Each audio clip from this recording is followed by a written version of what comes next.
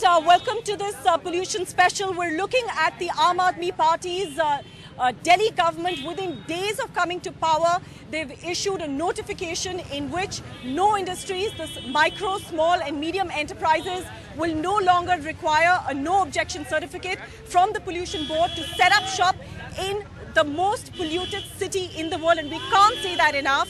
But what we can ask the Aam Aadmi Party MLA, who will be answering that question right now, is whether the air we breathe, the air that every single Delhiite breathes, is more important than allowing traders to set up shop and removing hurdles for business in the city.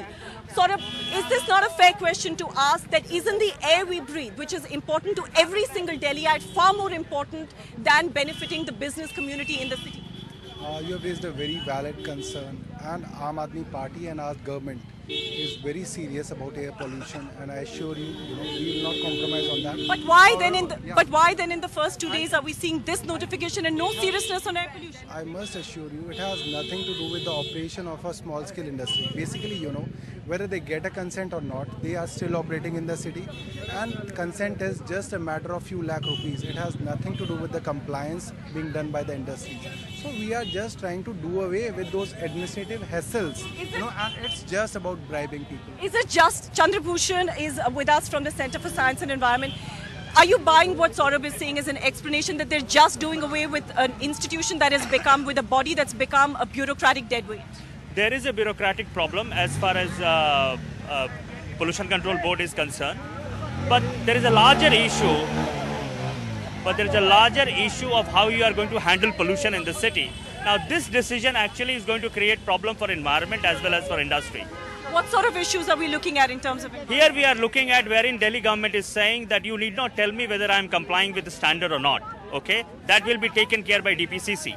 So they are saying I will get rid of the administrative procedure, but the problem is that it is a bifurcation of the same government. One arm of the government will not know what the other arm is doing. So in one way, it is neither going to solve the pollution problem, nor it is going to solve the administrative problem. In fact, it might create more administrative problems. But it is going to add to the pollution problem, isn't it? Because even as we look around in the Okhla industrial area, so many of these small and medium enterprises, they may be negligibly pollution creating, but they also use things like diesel generator sets. They need power. They have transportation which carries raw material in and out of the city. Isn't all of that just going to add to a city that's struggling to breathe? Absolutely. See, what happens, Kashish, is that this organization, the bureaucratic part which you are talking about, the DPCC and the likes of them, they play a very important role of doing the inspection and giving the certification to operate. In this part, when we are minusing them, of course, I understand why they are doing it in order to improve more transparency and to remove the... But they haven't given any alternative. Exactly. So the measures, there are a series of measures which can be done here. But the point is that we need to find out a solution which is very important for the already, breathing ecosystem of Delhi, which is already in a tough situation. Yeah. Okay. I actually just want to bring in Adam Roberts. He's a correspondent for The Economist. Adam, why is it that the foreign media is talking far more about Delhi's pollution problem than the Indian media is? I think we're increasingly aware of how serious the pollution problem is in India. If you look around the world, the 20 most polluted cities around the world, 13 of them are here in India. Delhi is the single worst place on the planet to be breathing air. Right here is the worst place to be breathing in the air. We know that in this city alone, every person is going to live a life 3 years shorter than he should be or she should be because of the poisoned air.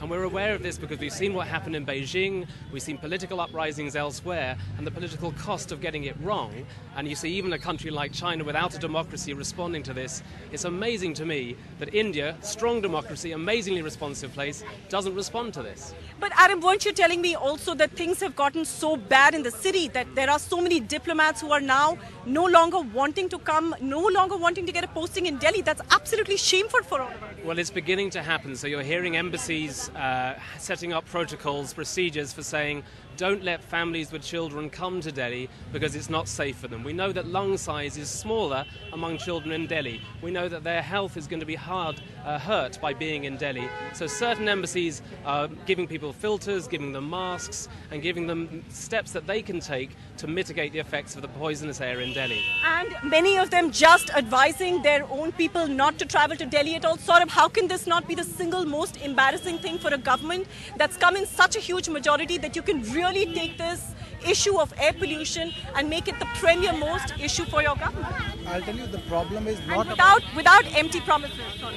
the problem is not that we don't have rules. The problem is not that we don't have regulations. The problem is there is no officer who is interested in compliance. The officers are basically interested in getting bribes out of it. And people who don't comply, they'll only give the bribe. And if somebody has to anyway give a bribe, then why would they comply? But Saurabh, this is not just about the MSME order. This is also about the fact that the Delhi government has issued some fairly significant orders in the first 3 days, but air pollution has not figured amongst them. So you're not taking this problem seriously. Our priority would be, whatever rules and regulations we have for tackling pollution, they are complied. There is 100% compliance for that, and there is no shortcut, left for the. I think this is a golden opportunity for this party, which has come with such a huge mandate to do things differently. I mean to say, if they don't want pollution control board, then they should have a system where there is a better planning. We should get better fuel. We should stop cars on the road. We should clean Yamuna. We should charge more for water. This city is one of the most wasteful city as far as water is concerned. Okay, so I think there is a lot of things that can be done, and they have to think very differently than what they have been thinking right now. In the first few days, the kind of orders that we've seen come out from the Delhi government, is that a sign of hope for you that this government is serious about this issue? I will give them some more time. Saurabh, you're getting more time, but even before we spoke during the time of the elections, we agreed that the air pollution has not become an issue. It's something that people breathe across class, across caste. Adam was talking about the fact that politically it has cost parties across the world. This issue has cost parties across the world. Is that not something that the Aam Aadmi Party is fearing? Because in Delhi, every single person is breathing the same air. I have worked very closely with Arvind, and we have people like Medha Patkar, we have a lot of social activists in our party. I assure you, we are very serious about such issues.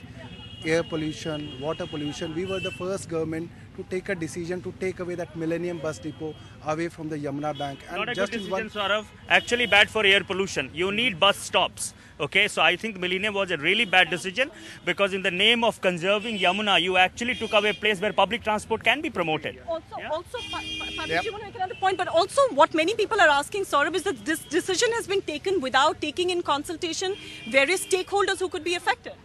I think there were a lot of people who have been contesting those cases in High Court, and there were around 10 to 15 stakeholders right there sitting with the Chief Minister last time when we had a government, and in just one meeting we decided yes, it's a concern of a lot of environmentalists, and we decided. But had they taken various stakeholders into question, would there not have been a push to introduce some alternative, even if they were taking away the DPCC? Yes, absolutely. And who regulates the new industries that are coming up? Yes, the DPCC plays a very important role, and also the commercial department of the government. But one of the important things which I would like to bring out here is that 7 billion premature deaths, and one of the people who are dying are basically these children over here, the small children.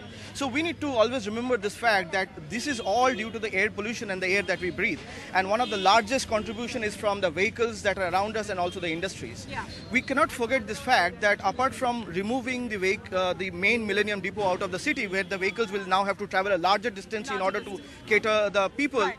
Also not to forget that the pollution doesn't make sense. It's so technical. We need to simplify so that people understand that the air is polluted. And just before I wrap, I want to get a quick word in from Adam. Adam, your kids go to an American school where there are air purifiers. All of us are not getting that luxury. Well, it's true. I think the people who are most affected by bad air are the ones who are on the street. It's the people driving rickshaws. It's the people working next to the vehicles that are putting out very bad fumes. The people most affected by this are the poor people, not the rich people.